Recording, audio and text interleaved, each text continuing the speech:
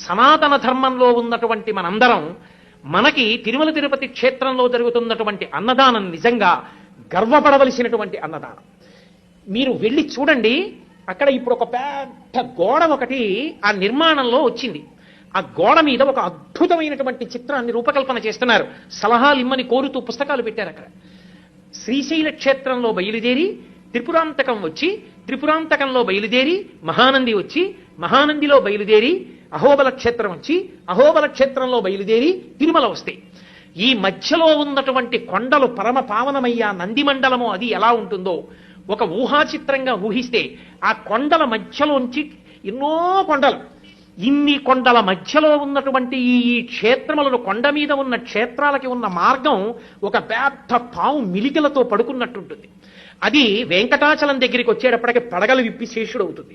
దాని మీద ఆనంద నిలయం ఒక మణి అవుతుంది. ఆ మణిలో పరమేశ్వరుడు వెంకటాచలపతి ఉంటారు. ఒక అద్భుతమైనటువంటి ఊహాచిత్రం. దాన్ని అక్కడ ఉంచారు. అది కొద్ది రోజుల్లో అక్కడ గోడ మీదకి ఎక్కబోతోంది. నాకనిపించింది, శ్రీశైలం అద్భుతమైనటువంటి క్షేత్రం, మల్లికార్జున లింగం అక్కడ. ఆ శ్రీశైల లింగం జీవబ్రహ్మ అభేదాన్ని తెలియచేస్తుంది. అటువంటి లింగస్వరూపంగా మనందరం మొట్టమొదట పరబ్రహ్మంతో కలిసి ఉన్న వాళ్ళమే. ఏ కారణం చేతనో కానీ జారిపోయాం, విడిపోయి జీవుడయ్యాం.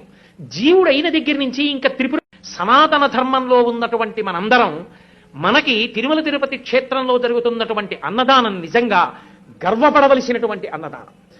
మీరు వెళ్ళి చూడండి, అక్కడ ఇప్పుడు ఒక పెద్ద గోడ ఒకటి ఆ నిర్మాణంలో వచ్చింది. ఆ గోడ మీద ఒక అద్భుతమైనటువంటి చిత్రాన్ని రూపకల్పన చేస్తున్నారు. సలహాలు ఇమ్మని కోరుతూ పుస్తకాలు పెట్టారు. అక్కడ శ్రీశైల క్షేత్రంలో బయలుదేరి త్రిపురాంతకం వచ్చి, త్రిపురాంతకంలో బయలుదేరి మహానంది వచ్చి, మహానందిలో బయలుదేరి అహోబల క్షేత్రం వచ్చి, అహోబల క్షేత్రంలో బయలుదేరి తిరుమల వస్తాయి.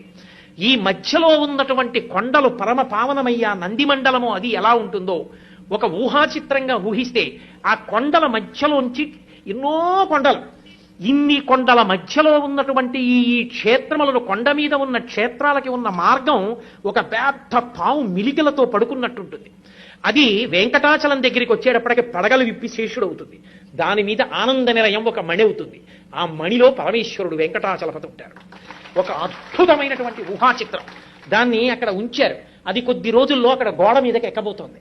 నాకనిపించింది, శ్రీశైలం అద్భుతమైనటువంటి క్షేత్రం, మల్లికార్జున లింగం అక్కడ. ఆ శ్రీశైల లింగం జీవబ్రహ్మ అభేదాన్ని తెలియచేస్తుంది. అటువంటి లింగస్వరూపంగా మనందరం మొట్టమొదట పరబ్రహ్మంతో కలిసి ఉన్న వాళ్ళమే. ఏ కారణం చేతనో కానీ జారిపోయాం, విడిపోయి జీవుడయ్యాం. జీవుడైన దగ్గర నుంచి ఇంకా త్రిపుర